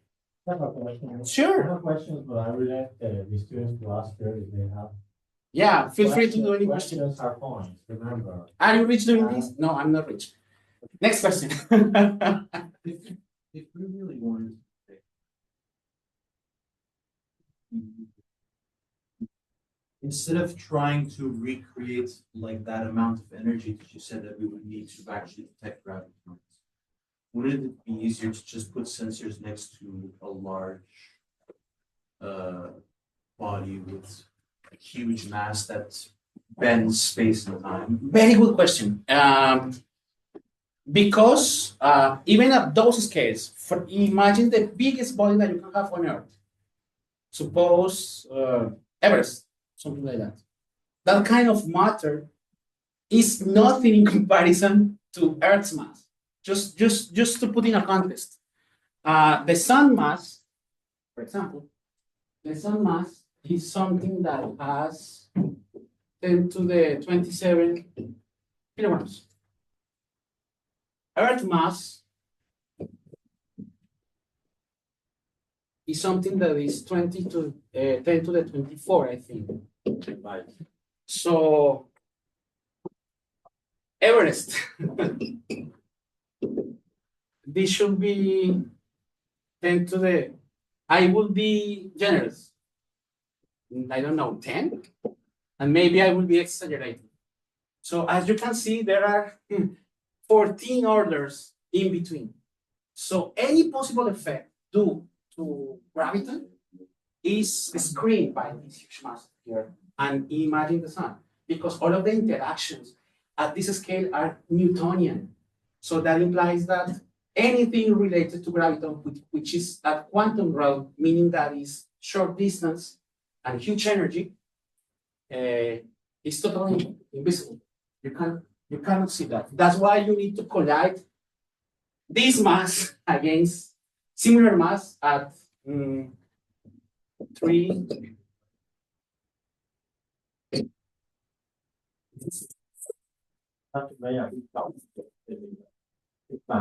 Yes. Where quantum gravity was supposed to be relevant.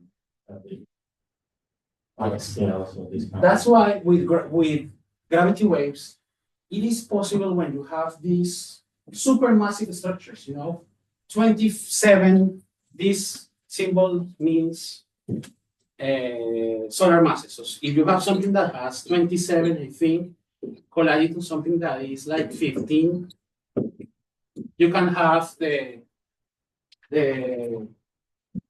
I forgot the name of the collaboration, the waves that they observed 7 years ago. I think. LIGO, yes. That was the collision of two black holes. Yeah.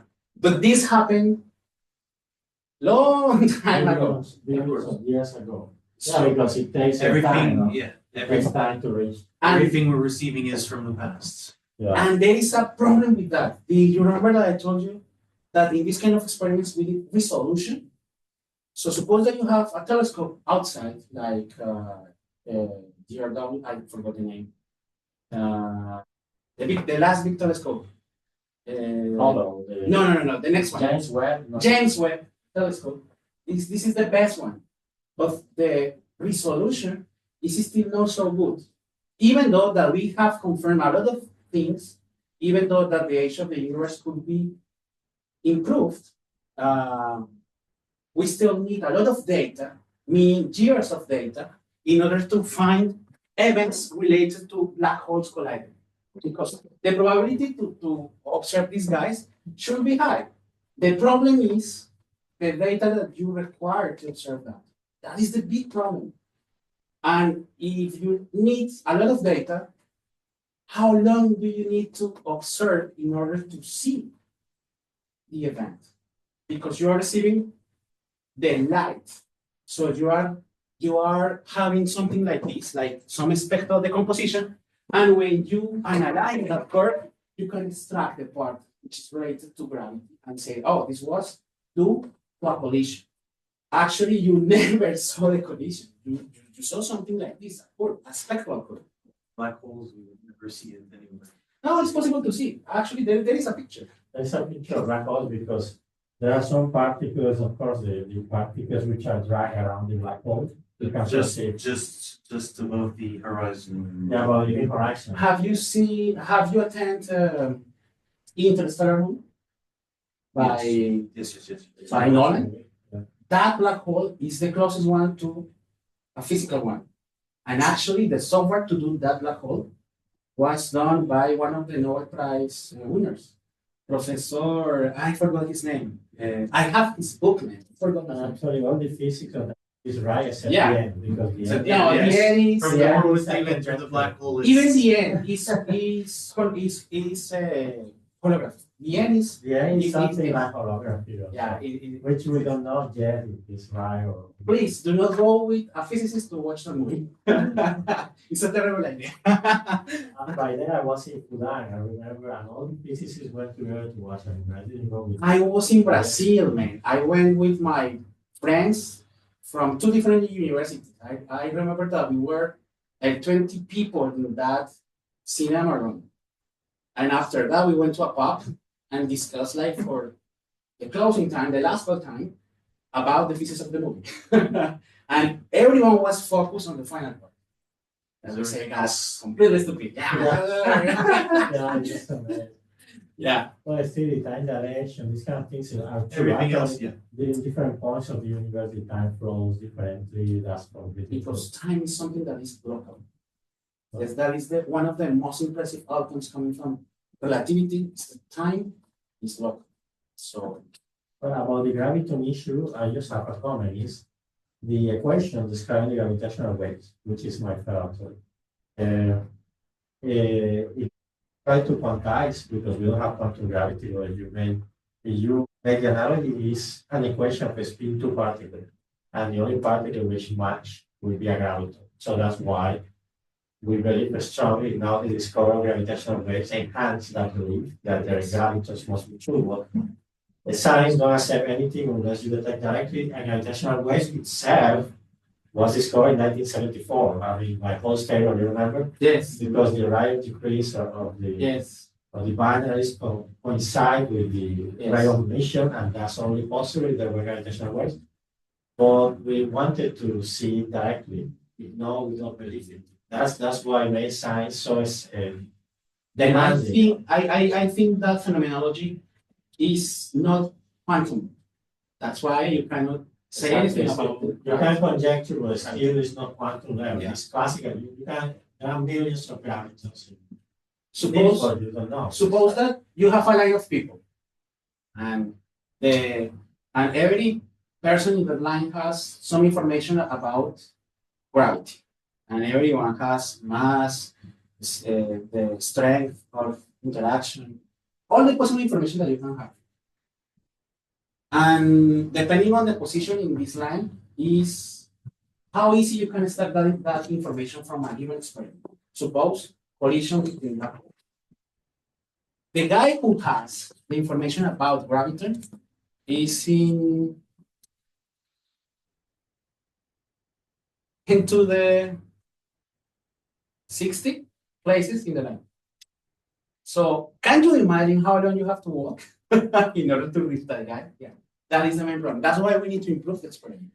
How much does the belief of the existence of gravitons lays on the fact that every time we thought that something was a wave or a particle, it was like, oh no, it's actually both. Like how much does That's a very good question because that is related to the quantum nature of matter. But there are two different topics there. One is how you go from classic into quantum. Classic means that you have a well-defined particle, a dot, a point particle. But when you move towards quantum, this dot is not a dot. It's something that has even inner structure. But the problem is that the inner structure is not a collection of dots. It's something that depends on how you are observing. If you are going closer, maybe you will see a bigger wave behavior or something like that. But that's why I told you, it depends on the scale. If you are on the classical mezzo-cosmos scale, all of these guys are just point particles. So the quantum information related to quantum gravity at this scale is totally invisible. You need to go further, deep down there. And that will imply that at that scale, there are a lot of ideas, conjectures that says that this problem is related to the space-time itself, implying that, for example, at this level, so low there in space, maybe the space-time is not the whiteboard in which physics is happening, but is physics itself, which is philosophical thinking, is something that, man, please don't consume that. We are nice people because your ideas are so crazy. So that's why we say that. We say, yeah, that is a conjecture because we don't have any information that will even constrain a region that will say, in this region we have a possibility to observe gravitons. At this moment, for us, the possible region to observe gravitons is the entire universe. So we don't have. No. You have a question? Or? No, it's just that if only if you could somehow measure the bending of actual space and time. It's A good way to see that is GPS. yes, but to an extent, because it's in my head, it's sort of hard to separate the fact that and obviously this comes back to if gravity is a force or not, but how much matter and gravity are so interlinked, like matter is just the interaction between itself and space and time. A possible answer to that, and is not an answer, is a placebo to this question. I have to be honest. Please cut that part also. Is the following. Probably loopers. Okay, continue. Gravity, depending on who are you asking, has different definitions. If you are thinking about Newton, gravity is a force.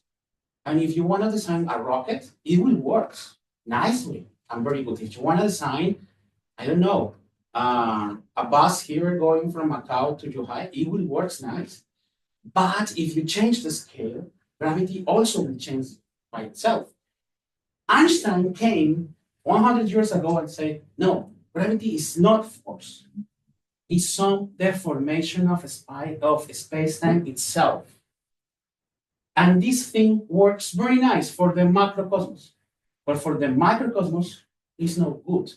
And a lot of people said, self-included, that there is a third description of gravity in terms of polarity that says that gravity is not due to the formation of space-time, but it is due to the interaction of space-time itself, but by some kind of physics that we don't know there. So that physics that we don't know there is called quantum field theory. So if there is some particles that are living inside this column, the interaction of these guys, so complicated, emerge or is the cause that space-time emerge. So we say that gravity is a quantum field theory in a different perspective. The problem is how to prove this, because with Newton and with Einstein, we have experimental evidence. The last one, no, it's a very nice math point, but beyond that, yeah. Okay, but Just one last question. okay, sure, no problem. No, I'm happy. I don't know but yeah. Just it's technically two questions. Is the field of gravity research well funded?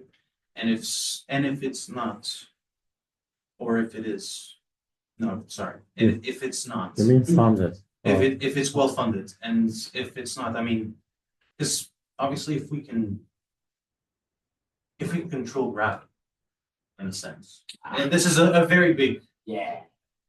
I mean, we would literally have the whole universe at a grasp of our hands, right? Because we could manipulate space and time, we could get everywhere in a matter of Maybe seconds. the foreign space time travel to some other. Alcubierre engine. You know what is that? Yeah. It's an engine that works space-time. Okay, yeah. Exactly. That one. Instead of traveling across the space-time is traveling towards you. Yeah. So it's something crazy. Yeah, theoretical. But yeah. And the answer for that is that depends. Because since there is no technical application to that, the answer will be no. However, people is still interested on what happens outside. And because because all of the possible transversal applications that you can have coming from this study will give you money, people are still doing that. When there is no money coming from that, selling applications, patents, and so on. Because we have economy to sustain. Yeah, exactly. But actually, the Reine-Nostrum metric, now that you talk about controlling the space-time, there are some conditions, if you include charge, under which you can make the speed of light to run faster. Yeah. And that changes the causal structure of the space-time, and then yourself, theoretically, you could travel faster than light in vacuum, but still slower than the light that space-time. So, exactly. So that's because I think we actually wrote a paper with Mark and David Martin. Yes. Sometime. Your own grandfather. That's not the back to what is that? Back to the Future reference. Yeah. Yeah. And we can discuss also that. Very nice. But yeah, so an issue about the Higgs, because they don't know about the Higgs. The best analogy, the Higgs is a particle which is dynamically the mass to, for example, the electron gets mass via Higgs, the boson C and W, and all these guys who make all of these guys have mass. Okay, exactly. all of the purple and these two guys here have mass because of the yellow one. The thing that he was telling. Yes, because Yeah. if they were massless, they could also travel at the speed of Exactly. light. They are pure matters, but they get mass via Higgs mechanism requires some mechanism called spontaneous symmetry, etc. But the best analogy, which every physicist do, is you're in a room full. Let's say this is empty, I can run fast, and I am light. But if there is a bunch of people, it will be difficult to move. Like give mass to me, like the traffic, like having a traffic. So the Higgs operate like inertia. exactly. The Higgs operate more or less in that way, generating that background which made the particles massive. So And actually, the final question is why these guys think that the Higgs is the fifth interaction, or what's the role of the Higgs in this? just because analogy, because the properties that particle has are Like the Are- carriers of some interaction. are more like carrier-like particle Okay. instead of a Higgs particle. Instead of being on a simple boson. Instead of being a Higgs boson, because one of the biggest requirements that people has to define. Yeah, but in order to have a realistic Higgs boson, meaning that you have doublet or triplet or something like that, implies that this boson should be a charged particle, because the neutral one, as far as I remember, in many models, are not related to unstable particles, meaning that those vertices that you have there will won't allow you to have stable particles after. That was the main thing that they say. So it could be because the carriers are bosons. The boson C and W, the photon itself is a boson, so this might be possible. Yeah. And that might probably explain this issue of being neutral, or let's see, I don't know. Still, physics has It's a still bunch of questions. If you listen up, if you listen someone, or if someone says to you, this is the proper way to announce it. If someone says to you that we fully understand physics in the 21st century, that person is a liar. Yeah. Because we have more questions, more open questions than answers. And mathematically, this implies that the system is unstable. And yeah, The only real comment we can make about our understanding is that we understand more how little we actually understand. We can say that we are atoms thinking on how atoms interact. It's a very Carl Sagan way to put it. Yeah. Any other question, guys? So let's give thanks to the Thank you very speakers. much. You guys, this is part of the grade. The guys who came, 50% of the grade is 20 already for coming today. The other 50 will be the activity. I will send you some questions about this talk. I recorded it, so I will send you the video for you to omitting the bloopers. No, probably I will send with the bloopers to you.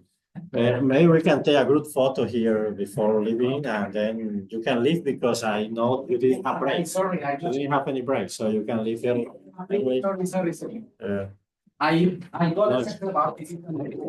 Oh, Stay. my wife says that I'm like a little kid. Yeah, so.